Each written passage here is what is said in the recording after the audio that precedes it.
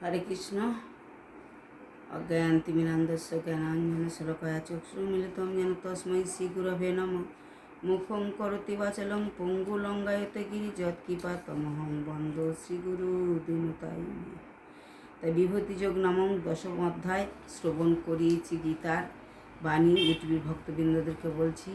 সেই গীতার শ্লোক মধুময় ছন্দ গীতা এবং পদ্য গীতা, সেই পদ্যস্বরূপ বিশ্বরূপ দর্শন যোগ 11 অধ্যায় গীতার পরবর্তী অংশ আপনাদের শ্রবণ করাচ্ছি। আপনারা শ্রবণ করুন, সাবস্ক্রাইব করুন, শেয়ার করুন, লাইক করুন, সঙ্গে থাকুন। হরে কৃষ্ণ। অর্জুন কহিলেন, পার্থ বলে তত্ত্ব তব মোরে কৃপা করি, যা কহিলে আমি তাহে মোহযুক্ত হরি। অক্ষয় মাহাত্ম তব সৃষ্টি স্মৃতি লয়,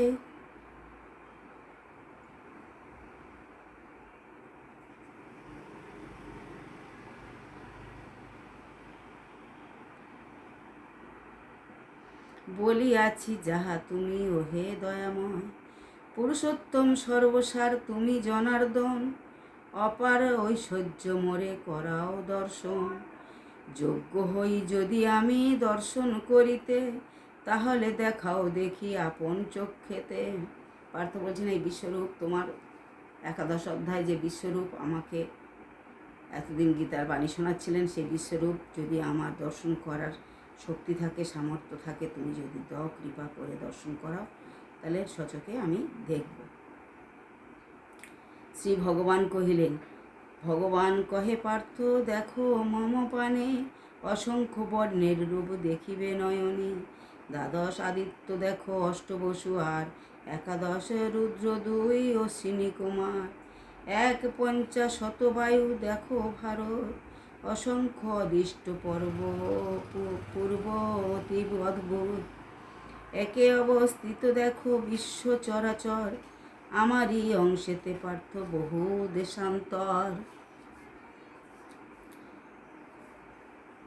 বহু দৃশ্যান্তর মানে বহু দৃশ্য আমার একের মধ্যে দেখো।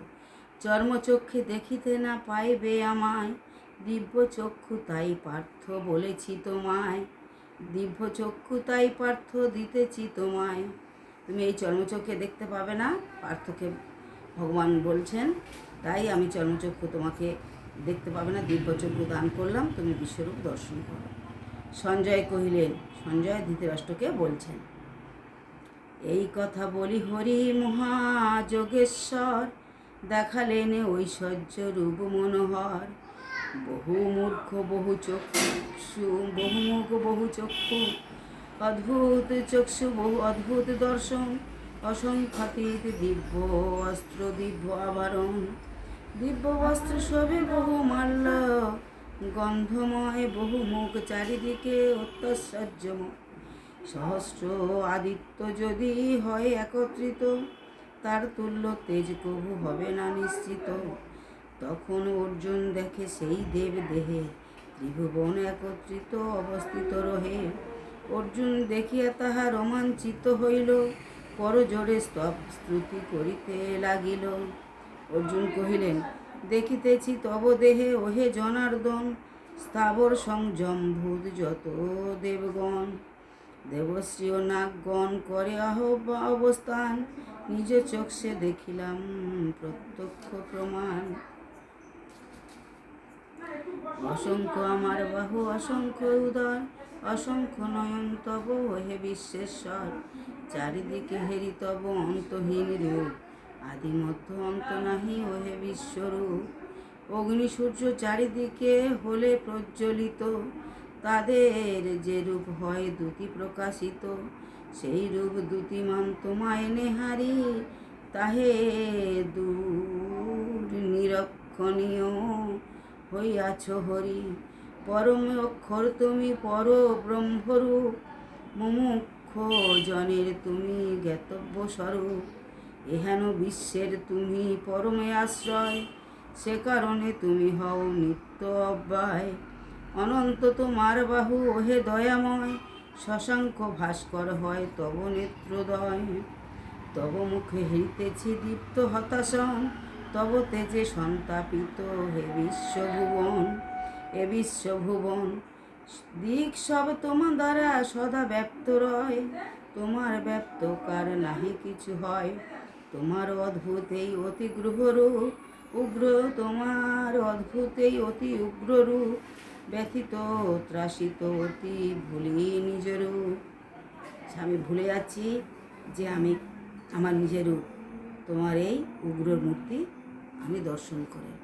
দেবরূপ প্রবেশিছে তোমার অন্তরে, করজোড়ে সবে তোমার স্তব স্তুতি করে।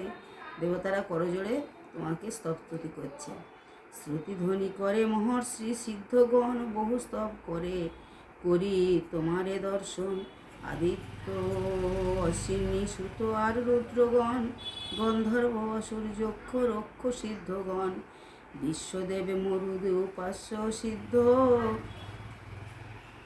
উষ্ণ উষ্ণ মা পা সিদ্ধ যত, উষ্ণ পা সিদ্ধ যত, দেখেতেছি সবে তোমা হইয়া বিস্মৃত। অপরূপ তেজরাশি অতি বিভীষণ, বিশাল লোচন তব বিশ্বশ্রিত আনন। এইসব হেরি প্রভু হে জনার্দন, বিচলিত বিচলিত মন মোর কাঁপিছে সঘন। প্রদীপ্ত অঘন অসংখ্য বর্ণ দেখি যে তোমার, ত্রিভুবন কাপে হেরি ভীষণী আকার।